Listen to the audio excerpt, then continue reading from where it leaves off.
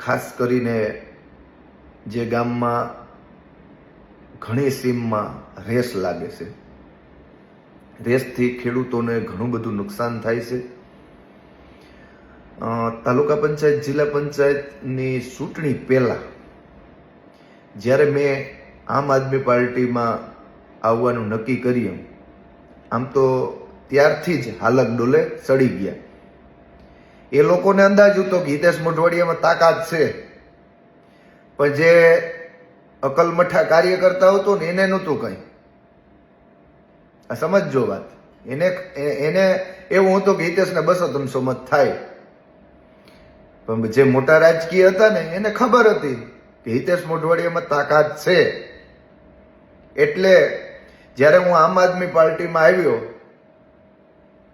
ત્યારે police case પણ કરાવ્યા, જે થતું હતું એ કર્યું. હવે એ વાતને આપણે તમને બધા લોકોને ખબર છે. પછી મિટિંગોના દોર ચાલુ થયા. ગામમાંથી હું આમ આદમી પાર્ટીમાંથી નામ મેં પોતે જ એનાઉન્સ કર્યું. એ પછી હલચલ ઉપડી. નકર ક્યાંય ગામમાં મિટિંગ કંઈ થતું નહોતું.